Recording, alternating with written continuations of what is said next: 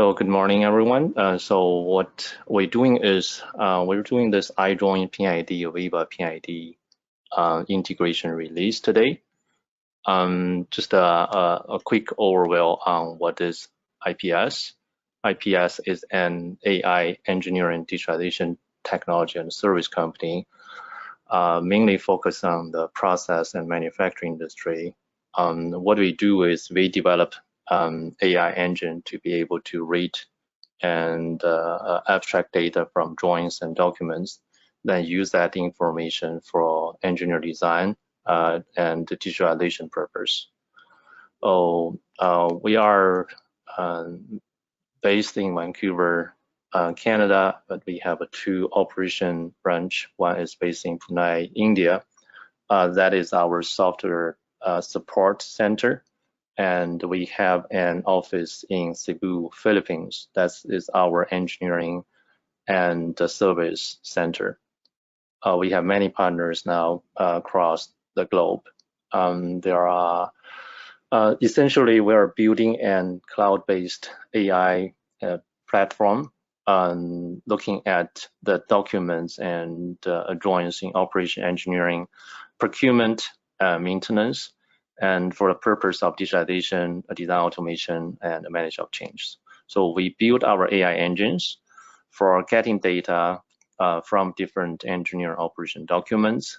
Then we structure them into a data structure. Then through our AI solutions for drawings and documents, and we are integrating with 3D models for purpose, for example, design or digital twin, and building a data exchange and consolidation, structure them, then providing that integration with engineer design software such as AVEVA and SmartPlant, AutoCAD Plan 3D, all looking at getting that data to SAP, asset management system, digital twin, etc. So this is how it looks like. Our platform, I will show you in a real environment in a minute, but today we're looking at really focusing on the iDrawing P&ID solution. We have been working with many large clients globally. The list is just an example. We have a much longer list we have been working with a partner with. So iDrawing P&ID is an AI solution to digitalize engineering drawings, P&ID, based on a customized standard. The AI is trained and configured based on a customer standard to abstract drawing components like text, line, symbols, and either getting the data out for asset system, for engineer deliverables, MTOs, or regenerate drawing into an intelligent format. The benefit of this obviously is trying to reduce the man-hour from a data abstraction and managing data to converting of the drawings. So typically converting from a PDF to an intelligent drawing will on average about 10 to 18 hours. Using the technology will reduce to 1 to 5 hours on average. So the process really is we have been working this solution for almost 3 years. We have been working with many different clients, different standards, and we have established a fundamental basic AI model for recognition of components on P&ID.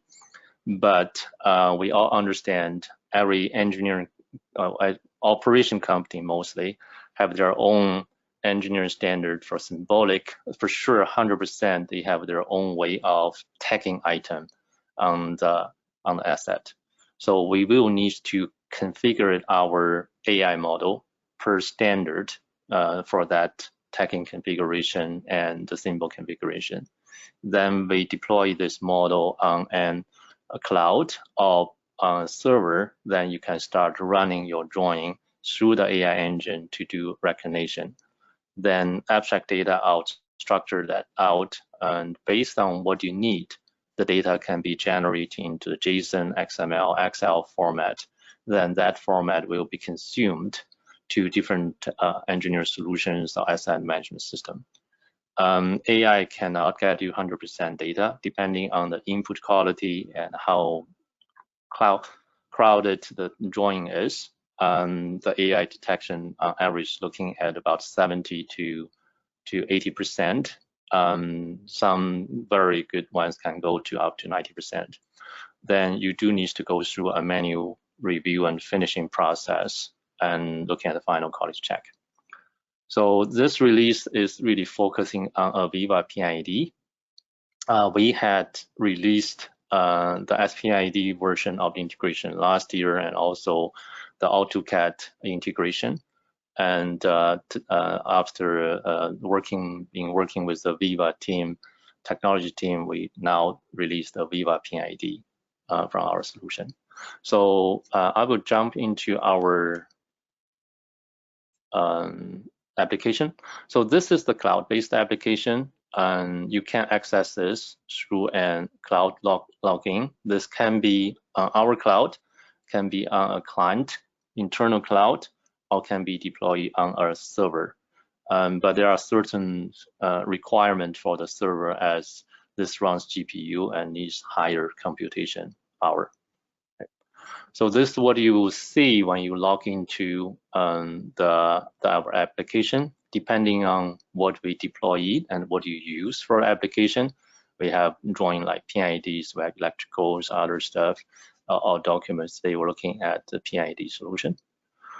So as I mentioned earlier, if you have multiple standards, then every standard we need to configure it, our model, to be able to work for that particular standard. The benefit of doing this is for some companies, you might have multiple engineering standards. For example, engineering company work every client, you have a standard for that client, then we do that. And for many operation company, actually, you have potential to have multiple standards global as well. If you're trying to standardize them, this is the way we standardize them. The input will have all the variation standard, but output is standardized into one format. So, for example, this standard has been configured for this particular standard. You will see one of this model being deployed. And what we processing here is our intaking data format actually is PDF or PNG format. In reality, AI is working on the picture. So when we're loading a PDF, whether it's being a scanned PDF or it's being a PDF generated from the CAD system, they get to be uploaded here, and then we will be able to process the drawing. I preloaded those for demo purpose because loading drawing and processing drawing on average take about 2 to 3 minutes per drawing. So we preload this as a sample and process it. So when you process drawing, the drawing will be processed based on the model. And as a result, we developed this interface for people to be able to review what AI has detected abstract data. And our data structure is mainly following the large categories of the engineering graphics. And in this case, what you're getting is actually you click an item on that, the AI will be able to generating, recognize, okay, this is what type of instrument, for example, and also trying to understand the data around it. For example, there is a union number, there is the loop number, prefix, and other information around it to make a components-driven item. This also providing an interface to looking at by different categories. So basically, this is each individual instrument on the drawing being recognized. You can also look at in the wheel, okay, those are the instruments, you look at them. And for any reason, if this instrument has different detection or you need to making corrections on that detection, you can update this. The reason we do this, as we understand the AI doesn't get 100% data, so there are chances there have wrong detection or wrong information, then we can making correction here to get to 100% of data. So that's where we're looking at all the information get abstract out. Then most important actually is we will after that run and post program, which is this algorithm is looking at all the connectivities between all the components being detected, and also looking at how to assign attributes through these connectivities. So in this case, if you're building a connectivity map of all the components on that drawing, then you'll be able to run, for example, a line list looking at, okay, what inform the line segment, how they run it, and also providing all the components in that line segment. Okay. You also can get all the asset information or MTOs from the drawing with other instruments in their control valves, all that information. You can select to download this information, and you can have that to use it for different purpose. You can run for one drawing, you can run a DAT and doing the multiple consolidate. To go into the generating of the drawing perspective, then we have to select how this model being configured to generate AutoCAD, SPPID, or AVEVA P&ID. For today's purpose, this model has been configured to generate the data format which can be consumed by AVEVA P&ID. So if you click that, it will actually download a file. This file is an XML format. I opened it, used the text editor ahead of time. So what is this? This is actually an ISO standard DXV format, schema 3.3.3 version. And this format will be able to consumed by AVEVA program directly.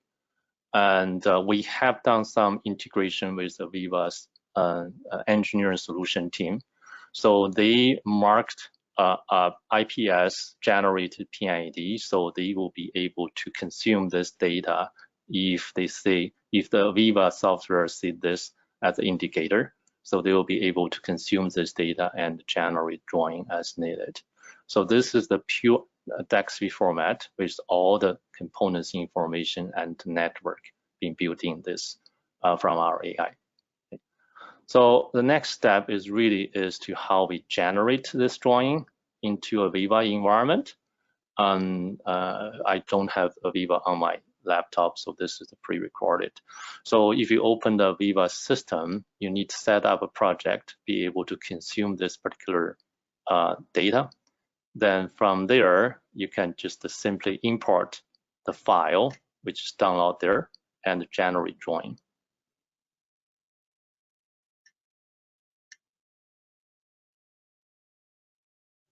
Okay, as you can see, the generate drawing in AVEVA is extremely fast through in the XML format import.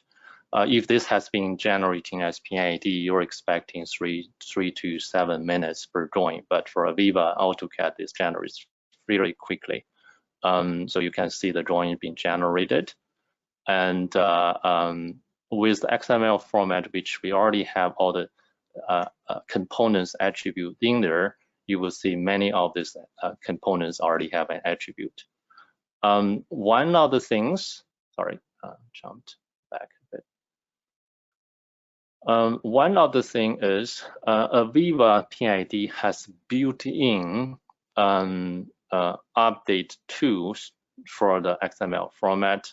So you need to run a few update command on the menu, like refreshing settings. You also need to regenerate drawing. Those are built-in AVEVA functionality. So you just need to follow a couple steps as AVEVA P&ID needed.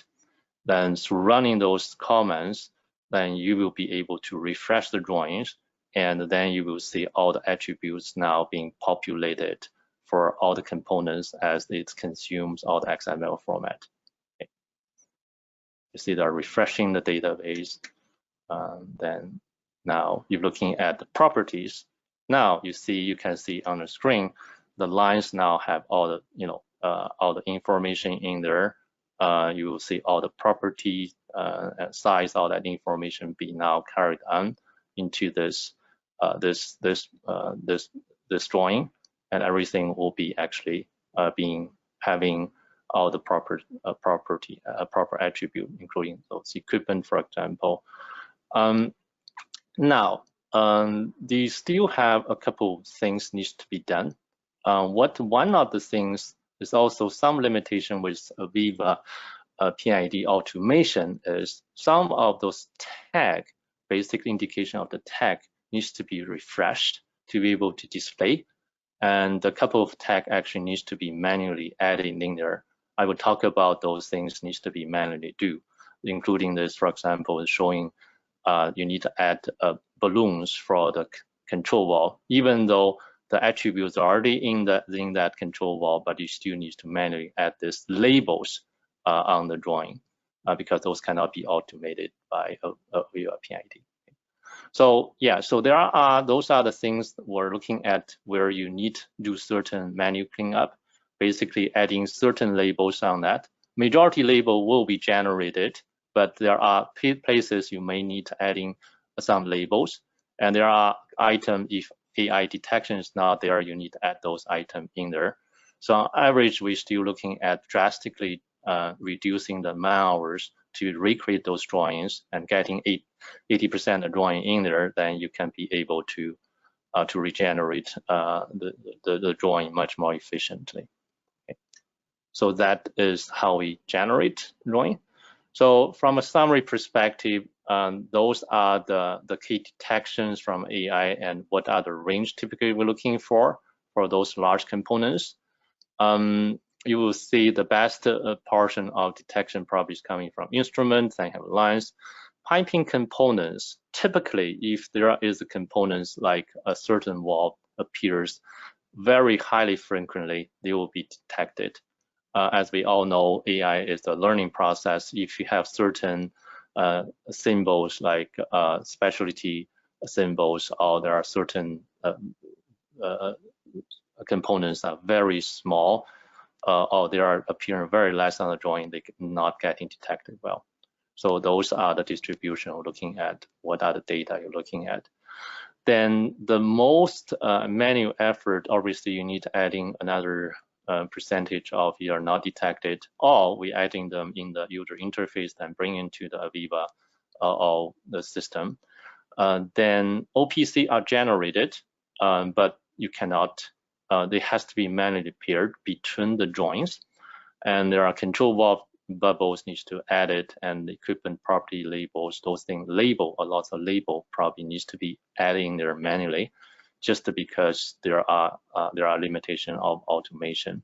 But however, all the property information, the design attributes are already in there. And the flow arrow at this point is not getting generated. We're looking at that is, it looks like it can be done. We're doing that in the next release.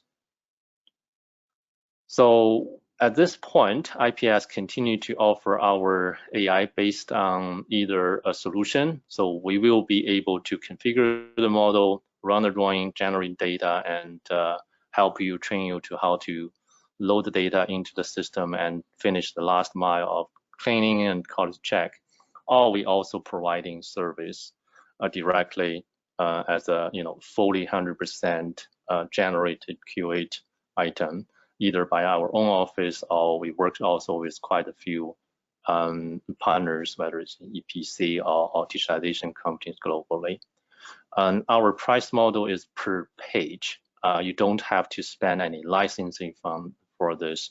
Basically, really depending on how many pages you're looking at, and we price them differently. With the quantity, the larger quantity, you get benefit of the lower cost.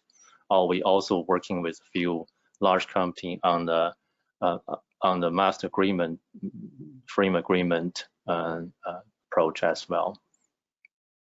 So earlier we talked about this can be deployed on our cloud. This is pretty easy, and it's we have done our security on that.